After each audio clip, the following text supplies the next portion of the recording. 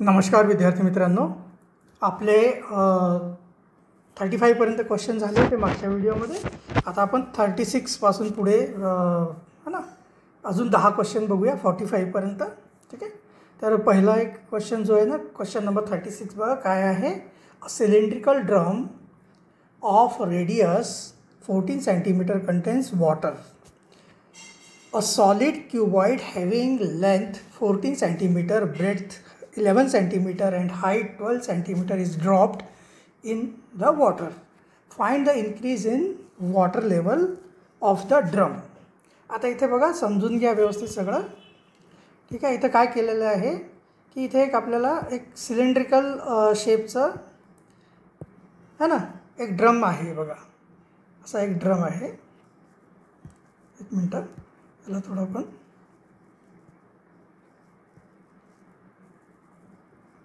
ठीक आहे. असा सिलेंड्रिकल एक ड्रम आहे. त्याच्यामध्ये एक क्यूबॉइड आहे ना, एक क्यूबॉइड जो आहे तो असा त्याच्यामध्ये पडला. ठीक आहे. हा असा क्यूबॉइड असतो. ठीक आहे. आता याच्यामध्ये ऑलरेडी पाणी भरलेलं होतं. कशामध्ये? आपल्या ड्रममध्ये जो आहे तर पाणी भरलेलं होतं. ठीक आहे.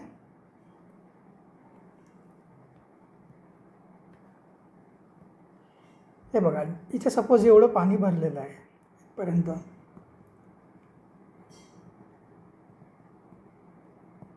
तर जसंच याच्यामध्ये जेव्हा क्यूबॉइड याच्यामध्ये इन्सर्ट होईल. ठीक आहे. क्यूबॉइड इन्सर्ट झाल्या ह्या वॉटरची लेवल किती वाढेल? जेवढी ह्याचं व्हॉल्यूम असेल, ह्या क्यूबॉइडचं जेवढं व्हॉल्यूम आहे. ठीक आहे. हा जो क्यूबॉइड आहे ह्या क्यूबॉइडचं जेवढं व्हॉल्यूम आहे ते व्हॉल्यूम त्याचं इन्क्रीज होणार तेवढंच. ठीक आहे ना.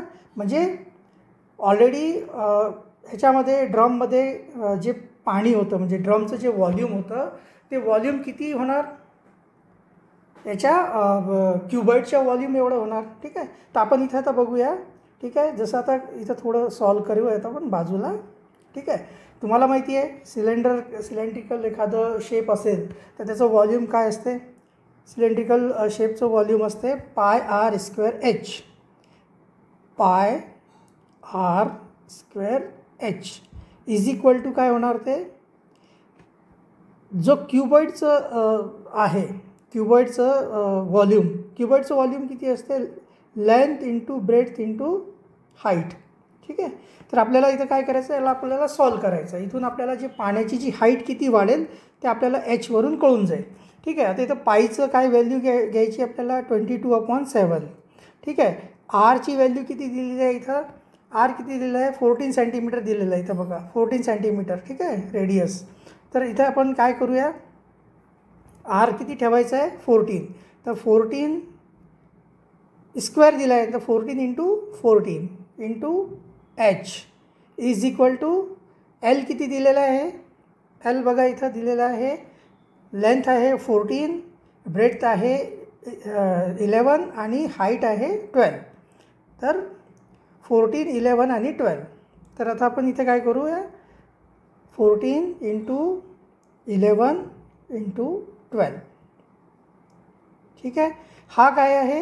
हा क्यूबॉइडचा व्हॉल्यूम झाला आहे आणि इकडचा जो आहे तो सिलेंडरचा व्हॉल्यूम झाला आहे. तर जे पाणी जे आहे ना व्हॉल्यूम किती वाढेल? जो ड्रममध्ये जो पाणी आहे त्याचं व्हॉल्यूम किती वाढेल? जेवढं व्हॉल्यूम क्यूबॉइडचं आहे तेवढंच वाढेल. ठीक आहे. तर आपण आता इथं याला सॉल्व करूया आणि इथून आपण एच काढून घेऊया. आता फक्त एचला इकडे ठेवलं तर बघा जरा लक्ष देऊन बघा. हे आहे तसं राहणार ना. 14 इंटू 11 इंटू 12. ठीक आहे. इंटू अजून काय होणार बघा, हे जे आहे ना हे डिनॉमिनेटरमध्ये 7 तो इकडं न्यूमरेटरमध्ये येणार. ठीक आहे. आणि इथे बघा इथे काय काय येणार? Divided by 22 into 14 into 14. ठीक आहे. आता याला आपल्याला सॉल्व करायचं आहे. ठीक आहे. आता याला सॉल्व केलं बघा 7 हे बघा 7 2s are 14. ठीक आहे. हे 2नी 2 1s are 6 है ना. 2 6s are 12.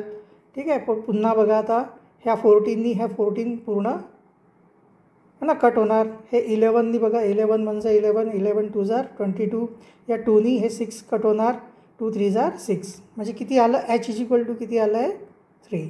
मग एच हे कशामध्ये येणार आता? हे सेंटीमीटरमध्ये येणार. ठीक आहे. कारण आपल्याला जेवढे मेजरमेंट दिलेले आहेत ते सेंटीमीटरमध्ये दिलेले आहे. तर एच किती येणार 3 सेंटीमीटर. म्हणजे एका सिलेंडरमध्ये ह्या सिलेंडरमध्ये एवढं है ना, सिलेंडरमध्ये हा जो सिलेंडर आहे याच्यामध्ये हा क्युबाईड जर याच्यामध्ये इन्सर्ट केला तर पाण्याची हाईट किती वाढेल 3 सेंटीमीटर वाढेल. तर याच्यातला आपला ऑप्शन कुठला येते बघा, option number 3. Option number 3 centimetre याचं ॲन्सर आहे. म्हणजे ऑप्शन नंबर 1 3 सेंटीमीटर याचा ॲन्सर आहे. ओके, चला बघूया आता नेक्स्ट क्वेश्चन.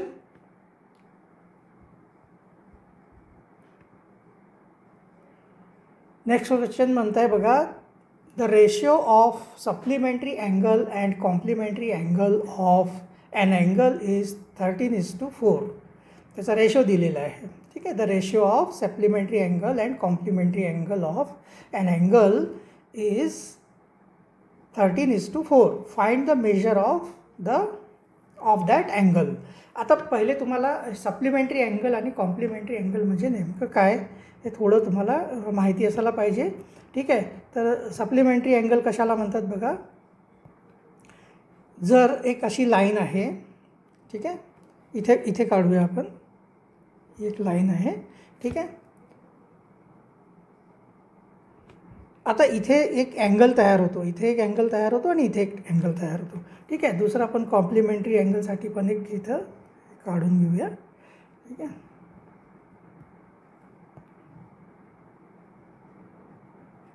तर इथे बघा, इथे जे अँगल तयार होतो हे बघा, इथे एक अँगल तयार होतो आहे आणि इथे पण एक अँगल तयार होतो. ह्या दोन्ही अँगलचं जे ॲडिशन आहे ते किती असते 180 डिग्री. ठीक आहे, आणि हे जे दोन्ही अँगल आहे एकमेकांचे सप्लिमेंटरी अँगल म्हणले जातात. ठीक आहे, असंच इथे जे दोन्ही अँगल आहे हे दोन्ही अँगल मिळून बघा एक 90 डिग्री अँगल तयार होतो. या दोन्ही अँगलचा सम जो आहे तो जर 90 डिग्री होत असेल तर याला कॉम्प्लिमेंटरी अँगल म्हणतात, आणि जर दोन अँगलचा ॲडिशन जर 180 डिग्री होत असेल तर त्याला सप्लिमेंटरी अँगल म्हणतात. ठीक आहे, तर समजा की तो जो अँगल आहे, ठीक आहे, एक जो अँगल आपल्याला दिला ना त्याचा तो अँगल आपण कन्सिडर करूया x. Let the angle is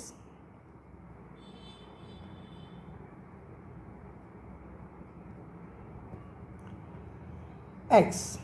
ठीक आहे, तर मग याचा एक्सचा कॉम्प्लिमेंटरी अँगल काय होणार, सप्लिमेंटरी अँगल काय होणार. सप्लिमेंटरी अँगल म्हणजे सप्लिमेंटरी अँगल काय होणार याचा 180. हे बघा, याचा आणि सप्लिमेंटरी अँगलचा जो ॲडिशन आहे तो 180 होते. मग आपण त्याचा सप्लिमेंटरी अँगल काढायचा असलं तर 180 डिग्री मायनस एक्स करावं लागेल आपल्याला. तर एक्सचा सप्लिमेंटरी डिग्री अँगल येईल, सप्लिमेंटरी अँगल येईल. ठीक आहे, आणि याचा कॉम्प्लिमेंटरी अँगल जर काढायचा असेल, कॉम्प्लिमेंटरी अँगल जो असतो याचा 90 डिग्री मायनस एक्स असतो. ठीक आहे, आता आपल्याला क्वेश्चनमध्ये काय दिलेलं आहे, ह्या दोघांचा रेशो किती आहे 13:4 आहे. म्हणजे हे बघा असं आहे 180 degree upon minus x upon 90 degree minus x is equal to 13/4. ठीक आहे, याला सॉल्व करूया आपण आता पुढं. इथे बघा,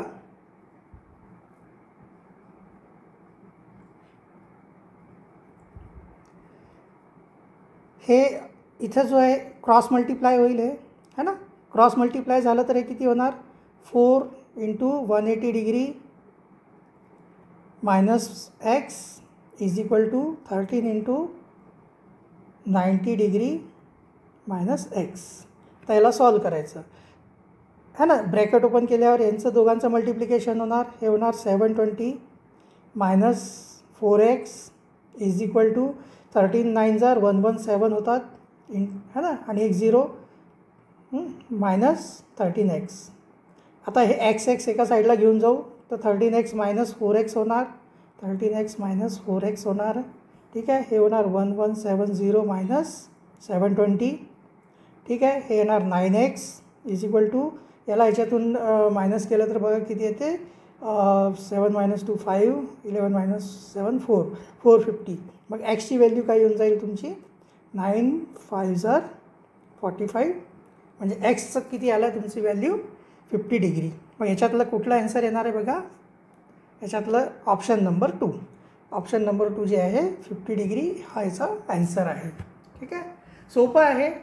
सप्लिमेंटरी अँगल हे बघा, हे दोन्ही अँगल जर मिळून यांचं आहे ना, आता इथे जर आपण याला एक्स पकडलं, ठीक आहे ना, तर मग याचा सप्लिमेंटरी अँगल म्हणजे हा अँगल किती होणार, 180 मायनस एक्स होणार.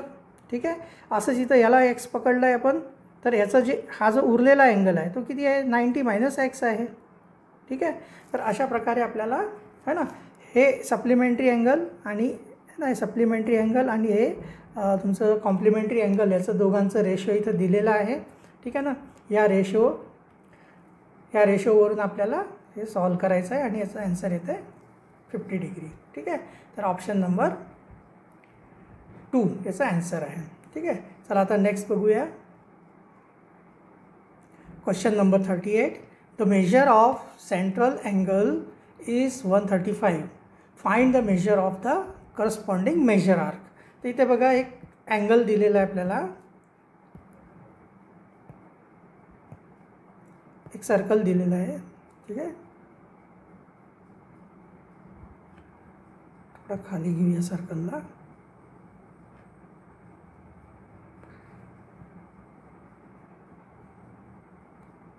आता इथे याचा सर्कलचा सेंटर पॉईंट असतो.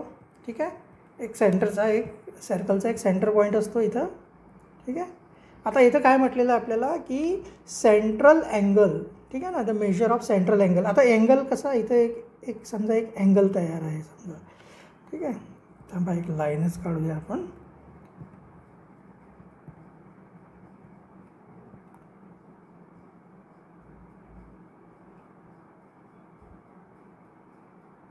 ठीक आहे, इथे जो अँगल आहे, ठीक आहे, हा जो सेंट्रल अँगल आहे तो किती दिलेला आहे, 135 दिलेला आहे. तर आपल्याला काय काढायचं आहे, आपल्याला हा जो अँगल आहे इकडचा हा अँगल आपल्याला काढायचा आहे है ना. करस्पॉन्डिंग मेजर आर्क, हा जो आर्क आहे इथून हा जो आर्क आहे ना याचा आर्कचा किती अँगल आहे. तर तुम्हाला माहिती आहे हा जो पूर्ण अँगल किती असतो, 360 डिग्री असतो. तर 360 हा पूर्ण 360 डिग्री मायनस याच्यातून हा वाला मायनस करून द्यायचा. 135 किती येते बघा है ना, 10 मायनस 5 येईल है ना.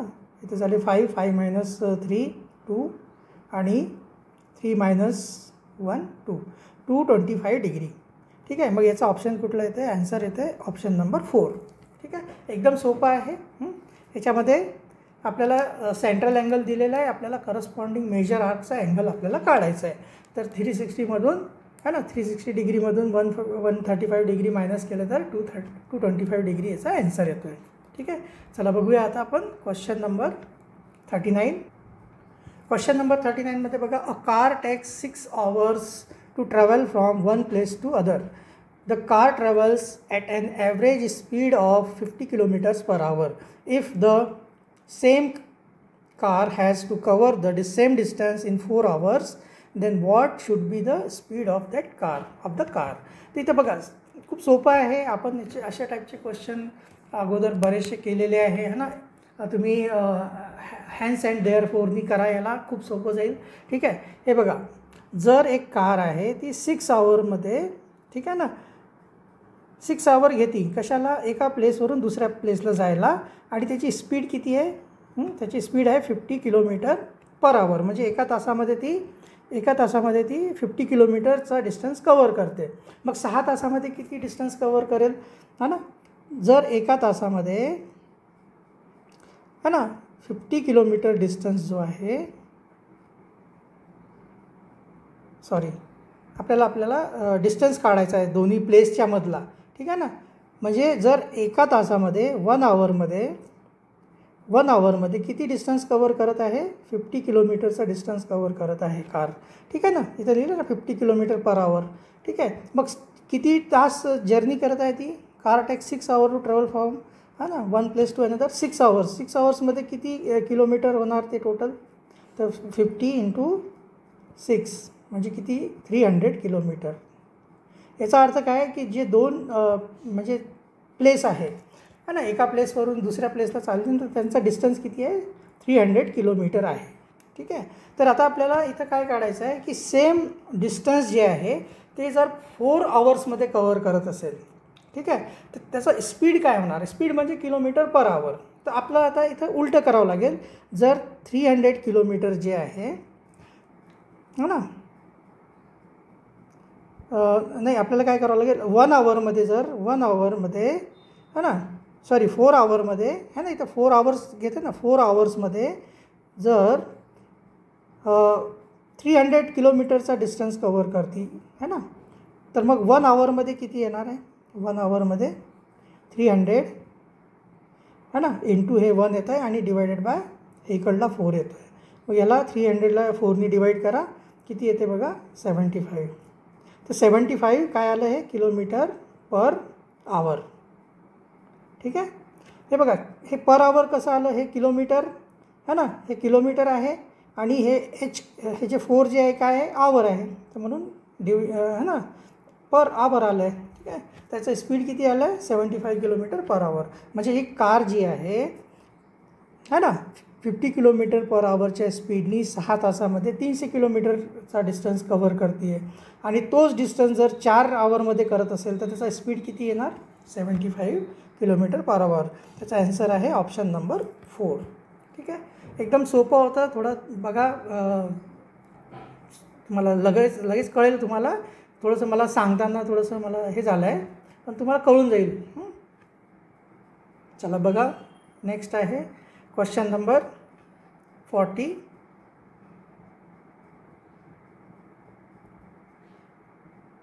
क्वेश्चन नंबर 40 पण तसंच आहे. ठीक आहे, छोटं करूया याला म्हणजे आपल्याला अजून जागा मिळेल सॉल्व करायला. इथं बघा, a shopkeeper purchased 50 dozen notebooks at the rate of ₹200 per dozen. All notebooks were sold at the rate of ₹250 per dozen, 225 per dozen. Find the percentage of profit in this transaction. आता एक shopkeeper आहे, त्यांनी काय केलं की 50 dozen notebook घेतले आणि त्याचा रेट काय होता 200 पर डझन. म्हणजे एका डझनचे किती 200 रुपीज. 1 डझन कितीला आले 200 रुपीजला. तर मग 50 डझन कितीला येणार है ना, 1 डझनची किंमत आहे 200. याचं काय येणार आहे CP कॉस्ट प्राईस, त्यांनी विकत घेतले आहे ना, तर 200 रुपीज पर डझन आणि टोटल किती घेतले आहे 50 डझन. म्हणजे याचा ॲन्सर किती आला आहे, एक मिनटं, 50 डझन घेतले बुक्स. ठीक आहे, मग ॲन्सर किती येतो याचा 10,000. हे काय झालं त्याचा CP. आणि त्यांनी सेल कितीला केलं आहे, सेलिंग प्राईस किती येते त्याचं बघा, सेलिंग प्राईस येते बघा त्यांनी 225 रुपये पर डझनच्या हिशोबाने. किती बुक किती डझन घेतले होते बुक नोटबुक त्यांनी 50 डझन. मग विकणार किती, तो 50 डझनच विकणार आहे. ठीक आहे, तर याचं पण आता मल्टिप्लिकेशन करा. 5 5 जार 25. ठीक आहे, 2 कॅरी ओव्हर झाले, 5 2 जार 10 + 2 12, 1 कॅरी ओव्हर झाले, 5 1 जार 5, 5 2 जार 10 + 1 11, नाही 5 2 जार 10 प्लस काहीतरी चुका लागला आहे, 5 5 जार 25. ठीक आहे, 2 कॅरी ओव्हर झाले, 5 2 जार 10 + 2 12, 1 कॅरी ओव्हर झाले है ना, 5 2 जार 10 + 1 11. ओके, ठीक आहे. आता बघा त्याला हे काय झालं, त्याचा सेल प्राईस झालं, हे काय झालं कॉस्ट प्राईस झालं. मग त्याला किती काय होणार, प्रॉफिट होणार का लॉस होणार. सेल प्राईस जास्त आहे, कॉस्ट प्राईस कमी आहे, तर प्रॉफिट होणार है ना. तर प्रॉफिट इज इक्वल टू किती येणार, प्रॉफिट येणार याच्यातून याला मायनस करायचं म्हणजे किती येतात रुपीजमध्ये 1125, हे 1250, सॉरी चुकलं आहे है ना. याच्यातून मायनस केलं तर किती येणार 1250. ठीक आहे, तर आता इथं बघा हे काय झालं, हे रुपीजमध्ये आलं आहे प्रॉफिट. पण आपल्याला इथं काय करायचं आहे, पर्सेंटेज काढायचं आहे. तर पर्सेंटेज कसं काढतो आपण, पर्सेंटेज काढायचं असेल जर है ना डिवायडेड बाय 100 करावं लागेल याला. तर याला आपण 1250ला जर डिवायडेड बाय 100 केले तर किती येतात बघा है ना. आता 1 0 आहे ना इथं, तर एक डेसिमल नंतर इथं एक डिजिट नंतर एक डेसिमल लागून जाईल तुमचं, तर 12.5% येऊन जाईल याचं. त्याचा ॲन्सर बघा कुठला येतो आहे, ऑप्शन नंबर 3 जो आहे याचा ॲन्सर येतो आहे. ठीक आहे. चला नेक्स्ट बघूया क्वेश्चन नंबर 41. इथे बघा काय दिलेलं आहे, the radius of a circle with centre O is 13 centimetre. The distance of a chord from the centre is 5 centimetre. Find the length of the chord. ठीक आहे. आता इथं बघा थोडंसं आपल्याला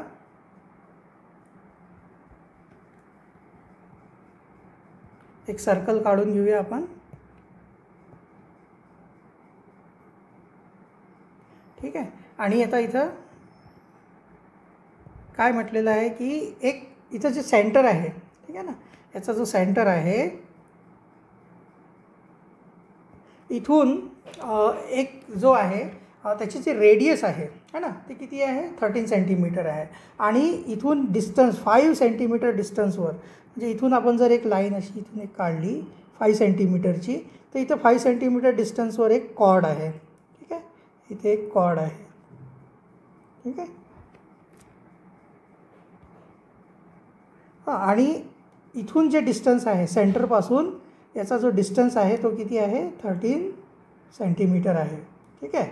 तर इथं बघा आपल्याला आता इथं तुम्हाला एक दिसत असेल हे राईट अँगल झाल्यासारखं. ठीक आहे ना. इथं जो सेंटर आहे तो काय आहे, याचा सेंटर O आहे. ठीक आहे. हा डिस्टन्स किती दिलेला आहे, 13 सेंटीमीटर दिलेला आहे. ठीक आहे. हे किती दिलेलं आहे, 5 सेंटीमीटर दिलेलं आहे. ठीक आहे. हा 5 सेंटीमीटर आहे. आता आपल्याला काय करायचं आहे, हा जो चॉर्ड आहे पूर्ण कॉर्ड है ना O, इथं आता आपण OPQ पकडून घ्या याला, आणि हा पकडून घ्या R है ना. हा जो कार्ड आहे RQ किंवा QR. ठीक आहे ना. याची आपल्याला लेंथ काढायची. आता याची लेंथ काढायला आपल्याला काय, याची जर आपल्याला लेंथ मिळाली PQची है ना, हा जो PQ आहे याची जर आपल्याला लेंथ मिळाली, ठीक आहे ना, तर आपण हा जो आहे इथं हा इथून इथं याचा सेंटरला हे होतो, इंटरसेक्ट होतो. तर हे दोन्ही पार्ट सेम आहे. PQ is equal to RP, म्हणजे याचा डबल आहे तो. ठीक आहे. तर याचा जर डिस्टन्स मिळाला तर याचा डबल आपला RQचा डिस्टन्स निघून जाईल आपल्याला. तर इथून आता आपल्याला डिस्टन्स कसं काढावं लागेल, एक पायथागोरसचा थेरम आहे. ठीक आहे. इथं एक राईट अँगल तयार झालं बघा. तर पायथागोरसच्या थेरमनुसार हा जो आहे हायपोटेनस, याचा स्क्वेअर 13चा स्क्वेअर इज इक्वल टू असते 5चा स्क्वेअर प्लस PQचा स्क्वेअर. PQचा स्क्वेअर. आता 13चा स्क्वेअर किती येतं बघा, 169. ठीक आहे. आणि is equal to 25 plus PQ square. ठीक आहे. आता आपल्याला काय करायचं आहे, PQचा स्क्वेअर काढायचा आहे, याला आपण इकडे घेऊन जायचं आहे. ठीक आहे. तर PQ square is equal to किती येणार, PQ square is equal to 169 minus 25, म्हणजे येते 144. ठीक आहे.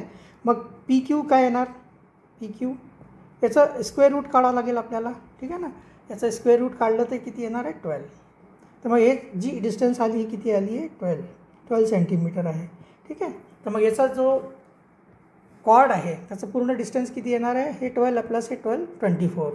त्याचं ऑप्शन कुठलं येते, आन्सर कुठलं येते बघा, ऑप्शन नंबर 1 24 सेंटीमीटर. ठीक आहे. हे पण 12 असते. ठीक आहे. दोन्ही सेम डिस्टन्स असतात. तर 12 प्लस 12 14 सेंटीमीटर, 24 सेंटीमीटर सॉरी. तर ॲन्सर काय येतो याचा, ऑप्शन नंबर 1 24 सेंटीमीटर. ठीक आहे. चला आता बघूया क्वेश्चन नंबर 42. क्वेश्चन नंबर 42 बघा, the difference between the sum of prime numbers from 21 to 30 and the sum of composite numbers from 21 to 30 is divisible by which of the following numbers. इथे 4 numbers दिले. या 4 नंबरपैकी कुठल्या नंबरने divisible आहे ते आपल्याला काढायचं आहे. पण कुठले numbers, difference between sum of prime numbers from 21 to 30. आता इथं बघा 21 पासून 30 है ना, 21 पासून 30पर्यंत कुठले कुठले प्राईम नंबर्स आहे. मी तुम्हाला एका व्हिडिओमध्ये सांगितलं होतं 13 है ना, 1379 1379 1379 असं करून आपण काढू शकतो. तर इथं बघा 21 23 27 आणि 29. आता याच्यातले किती प्राईम नंबर आहे बघा है ना. इथं बघा याला 7नी डिव्हिजन होते किंवा 3नी पण होते, मग ही प्राईम नंबर नाही आहे. ठीक आहे. ह्याला कुठल्याच नंबरनी होत नाही, मग ही एक प्राईम नंबर आहे. ह्याला बघा 3नी होते आणि 9नी पण डिवाइड होते, ही नंबर डिवाइड होते, मग ही पण एक प्राईम नंबर नाही. मग कुठल्या 2 नंबर आहे फक्त 21 to 30, फक्त 23 आणि 29. मग यांचा सम किती येणार?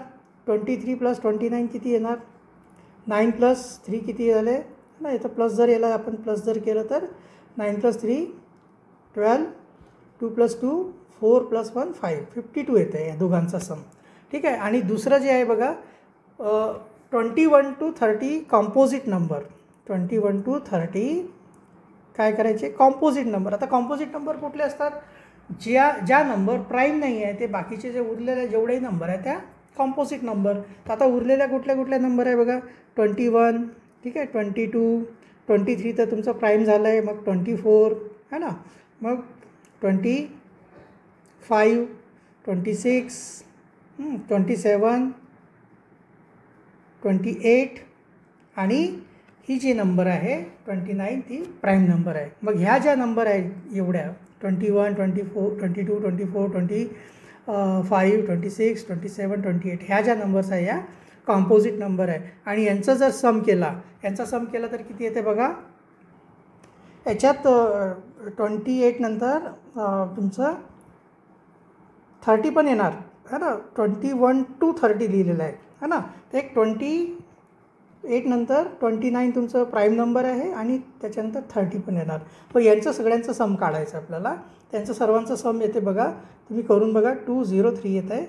ठीक आहे, 203. आता आपल्याला काय म्हटलं आहे की द डिफरन्स बिटवीन ह्या दोन्ही यांच्यामध्ये जे डिफरन्स आहे म्हणजे 203 मायनस 52 किती येते? 3 - 2 1, हे 5 झालं, हे 1, 151. ठीक आहे, एवढा त्यांच्यामध्ये डिफरन्स आला. आता ही जी नंबर आहे या 3पैकी कशाने डिवाईड होते? आता 3चा तुम्हाला डिव्हिजिबिलिटी रूल माहिती आहे ह्यांचं है ना. हे जो नंबर आहे 151 याचं तिघांचंही सम जे आहे ते किती यायला पाहिजे? 3ने डिवाईड व्हायला पाहिजे त्यांचं सम. तिथे किती येते? 5 + 1 है ना, 6 + 1 7, तर डिवाईड होत नाही. ठीक आहे. 7चा जो आहे 7चा रूल काय आहे की जी शेवटची जी नंबर असते त्याला डबल करायचं. ठीक आहे, म्हणजे हे 2 होणार आणि याच्यामध्ये 15मध्ये ॲड करायचं, तर किती झाले? 17. मग 7नी पण होत नाही. ठीक आहे, मग हे 17नी पण होत नाही. ठीक आहे, मग एकच नंबर उरते फक्त सी. 151 जी आहे 151नी ही नंबर डिव्हिजिबल आहे. ठीक आहे, तर याचा आन्सर कुठला येतो आहे? याचा आन्सर येतो आहे सी, ऑप्शन नंबर 3. ठीक आहे, चला नेक्स्ट बघूया.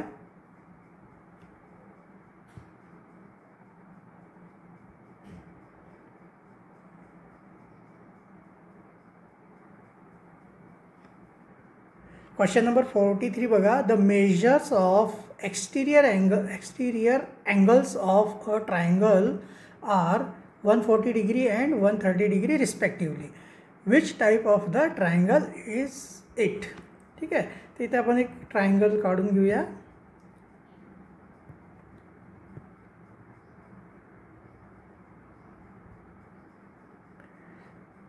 आपल्याला इथं काय म्हटलेलं आहे की हे असं एक अँगल दिलेलं आहे ना, आणि त्याचे जे एक्सटिरियर अँगल आहे म्हणजे इथून जर आपण याला ही लाईन जर पुढं नेली, ठीक आहे, ही लाईन जर आपण अशी पुढं नेली, एक्झॅक्टली मॅच होत नाही आहे जरा. मी हे एक नवीन सॉफ्टवेअरमध्ये हे करतो आहे. ठीक आहे, त्यामुळे मला थोडंसं आज म्हणजे हे पण होतं आहे, नवीन आहे माझ्यासाठी सॉफ्टवेअर म्हणून. ठीक आहे, थोडंसं फॅमिलियर झाल्यावर मी व्यवस्थित मग मला जमेल ते. प्रयत्न करतो आहे मी चांगल्या प्रकारे तुम्हाला समजलं पाहिजे त्यासाठी मी प्रयत्न करतो आहे. ठीक आहे, चला हे एक्सटिरियर अँगल. आता इथं बघा एक्सटिरियर अँगल म्हणजे काय? हा बाहेरचा अँगल. ठीक आहे, मग आपल्याला एक्सटिरियर अँगल दिलेला आहे, एक अँगल दिलेला आहे 140, हा जो आहे 140 डिग्री दिलेला आहे आणि हा 130 डिग्री दिलेला आहे. जर एक्सटिरियर अँगल एवढे असेल तर इंटिरियर अँगल म्हणजे आतमधला जो अँगल आहे तो किती असेल? आपल्याला माहिती आहे हा जो पूर्ण अँगल किती आहे? हा पूर्ण अँगल 180 डिग्री आहे. ठीक आहे, तर 180 डिग्रीमधून जर 140 मायनस केलं तर किती येणार? 40 डिग्री. ठीक आहे, मग हा जो आतमधला अँगल आहे तो किती डिग्रीचा असणार आहे? 40 डिग्रीचा. असंच इथे बघा, इथे 180 डिग्रीमधून 130 डिग्री मायनस केलं तर किती येणार 50 डिग्री. तर मग आतमधला जो अँगल आहे तो किती डिग्री असणार आहे 50 डिग्रीचा अँगल. मग हे दोन्ही अँगल मिळून किती झाले 90 डिग्री. आता तुम्हाला माहिती आहे की तिन्ही अँगल एखाद्या कुठलाही ट्रायंगल असू दे त्याच्यामधले तिन्ही अँगलचा जो सम असतो तो 180 डिग्री असतो. आता इथे 90 तर आला आहे, मग हा उरलेला किती असेल अजून, हा 90 डिग्रीज असेल. ठीक आहे. मग अशा प्रकारे आपला जो अँगल आहे हा कुठल्या टाईपचा आहे, which type of triangle is it. हां, तर हा आहे right angle triangle. Option number 3चा आन्सर येतो आहे ऑप्शन नंबर 3. ठीक आहे. सोपं आहे बघा एकदम. हां, एक्सटिरियर अँगल आपल्याला दिलेला आहे, इंटिरियर अँगल 2 अँगल आपल्याला मिळून जाते, तिसरा अँगल आपण 180 डिग्रीमधून मायनस करून द्यायचं. ठीक आहे. तर असं आहे तर इझी. बघूया तुम्हाला कळालं असेल. चला बघूया आपण नेक्स्ट क्वेश्चन. क्वेश्चन नंबर 44 बघा काय म्हणतं आहे. 45 girls of standard 6th, 30 girls of standard 7th and 60 girls of standard 8 have to stand on the ground in different rows for a drill. The girls have to stand in such a way that the number of girls in each row should be same. Find the maximum number of girls that can stand in each row. ठीक आहे. तिथं बघा, जेव्हाही क्वेश्चनमध्ये असं काही विचारलं ना, maximum number किंवा ग्रेटेस्ट नंबर, हायेस्ट नंबर, तर आपल्याला अशा केसमध्ये आपल्याला काय करावं लागेल, अशा केसमध्ये आपल्याला HCM काढायचं. ठीक आहे ना. इथं जे लिहिलं आहे ना 45 गर्ल्स, 30 गर्ल्स आणि 60 गर्ल्स आहे ना, अशा रोमध्ये त्यांना उभारायचं आहे. ठीक आहे. तर आपल्याला एका रोमध्ये मॅक्झिमम किती गर्ल्स उभारू शकतात ते आपल्याला करायचं आहे. तर आपल्याला काय करावं लागेल, ह्या तिन्ही नंबरचं आपल्याला HCM काढायचं आहे. आता HCM काढायची सोपी पद्धत बघा तीच आहे फॅक्टरायझेशन मॅथड. माझ्या हिशोबाने तर ती खूप सोपी आहे. आता तुम्हाला माहिती नाही, टफ वाटत असेल तर, पण हे बघा कसं काढायचं. 45, त्याच्यानंतर 30 आणि 60 यांचा आपल्याला HCF काढायचं आहे. तर फॅक्टरायझेशन मॅथडनीच काढायचं. अशी नंबर घ्यायची ज्या तिन्हीमध्ये डिवाईड होईल. ह्या तिन्ही नंबर ज्या नंबरने डिवाईड होतात, 3नी डिवाईड होतात बघा. हां ना, 3 15 45, 3 10 30 आणि 3 20. ठीक आहे. आता याच्यानंतर बघा 3नी डिवाईड होतं आहे का, 3नी नाही होत है ना. ही होऊन जाणार 15, पण 10 आणि 20 नाही होणार. मग 5नी होतं आहे का, 5नी होतं आहे बघा. 5 3 15, 5 2 10, 5 4 20. आता याच्यानंतर कुठली अशी नंबर आहे का जी ह्या तिन्ही नंबर डिवाईड होतील, नाही आहे. मग हे आपल्याला इथेच थांबायचं आहे. मग HCF किती येते बघा, HCF इज इक्वल टू येते बघा 3 × 5 म्हणजे येते 15. म्हणजे एका रोमध्ये मॅक्झिमम किती गर्ल्स है ना स्टँड राहू शकतात, 15 गर्ल्स. त्याचा ॲन्सर कुठला येतो बघा, ॲन्सर ऑप्शन नंबर 2चा करेक्ट ॲन्सर आहे. ठीक आहे. चला बघा, तुम्हाला हे समजलं पाहिजे. जिथेही लिस्ट वगैरे विचारला नंबर हां, तर तिथे आपल्याला LCM काढायचे असते. जिथं मॅक्झिमम किंवा हायेस्ट असं काही नंबर विचारलं तर तिथं आपल्याला HCF काढावं लागतं. ठीक आहे. चला बघूया आपण next question. Question number 45. Question number 45 बघा. How many solid coins of 6 centimetre diameter and 0.2 centimeter thickness can be made by melting a solid metal cuboid of length 33 centimeter, breadth 18 centimeter and height 8 centimeter. तर आपल्याला काय करायचं, एक cuboid आहे. ठीक आहे. त्या क्युबॉइडला ना, क्युबॉइड तुम्हाला माहिती आहे ना क्युबॉइड कसा असतो. हा क्युबॉइड आहे. ठीक आहे. हा क्युबॉइड आहे, याला आपल्याला मेल्ट करायचं. सॉलिड क्युबॉइड आहे. ठीक आहे.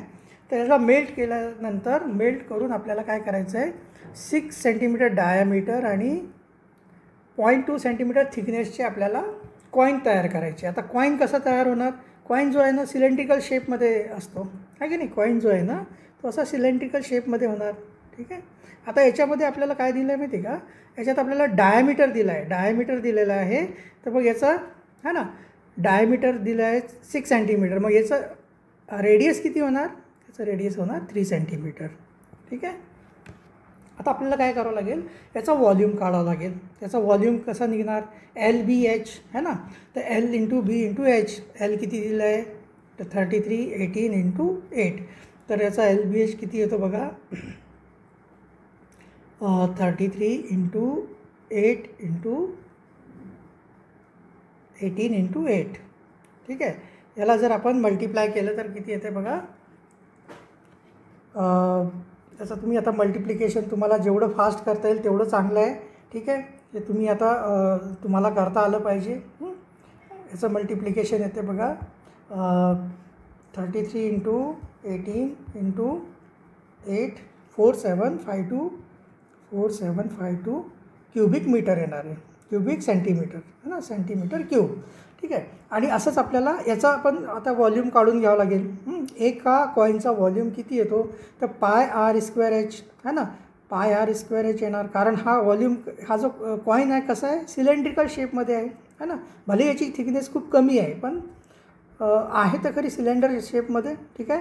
तर πr² येणार याचा व्हॉल्यूम. ठीक आहे. म्हणजे किती येणार, 22/7 इंटू r म्हणजे 3 इंटू 3 है ना, आणि इंटू 0.2 याचा h होणार. ठीक आहे. आता आपल्याला काय करायचं आहे, याला आपण असं लिहून घ्या 22/7 इंटू 9 इंटू 0.2 असं लिहून घेऊ. ठीक आहे. आता आपण जर याच्यामध्ये ह्याला जर डिवाईड केलं ना ह्या व्हॉल्यूमला, तर आपल्याला नंबर ऑफ पॉईंट्स मिळून जाईल.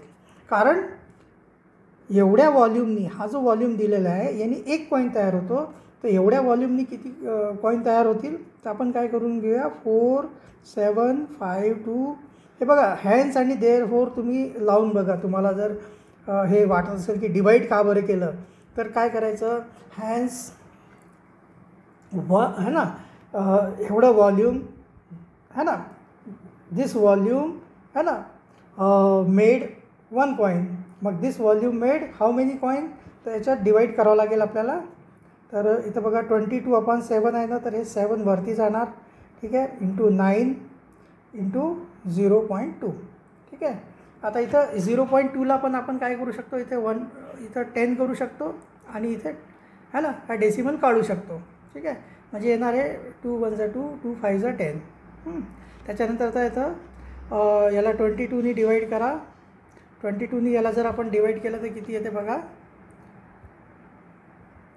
216.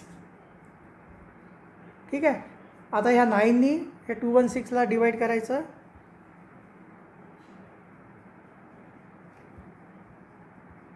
हे येते 24. ठीक आहे. 9 24 टाइम्स एक डिवाईड होऊन जाणार. आता वरती आपल्याला काय काय उरलं बघा, 24 इंटू 5 इंटू 7. मग याचं आपल्याला मल्टिप्लिकेशन करायचं आहे. 24 इंटू 5 इंटू 7. मग हे किती येत आहे 840. म्हणजे आपल्याला किती कॉईन्स तयार होतील ह्या क्युबाईडला मेल्ट करून. हा जो क्युबाईड आहे याला जर मेल्ट करून आपण याचे असे कॉईन जर तयार केले तर आपल्याला टोटल 840 कॉईन्स तयार होतील. ठीक आहे. तर आज आपण आता एवढेच आपण बघूया. ठीक आहे. बाकीचे जे क्वेश्चन आहे पुढचे 10 क्वेश्चन आपण पुढच्या व्हिडिओमध्ये बघू. ठीक आहे. चला तर आपण ॲक्च्युली मी आता हे एक आपल्याला एक सॉफ्टवेअर मधून हे बनवतो आहे मी व्हिडिओ. तर थोडंसं मी म्हणजे डिस्टर्ब व्हायला लागलो आहे त्याच्यामुळे, कारण अजून मला ते सवय नाही आहे. ठीक आहे. त्याच्यामुळे थोडंसं 1-2 व्हिडिओमध्ये थोडंसं फॅमिलियर होईपर्यंत थोडं प्रॉब्लेम होणार. ठीक आहे. तर थोडंसं ॲडजस्ट करून घ्या. भेटूया आपण पुढल्या व्हिडिओमध्ये. धन्यवाद.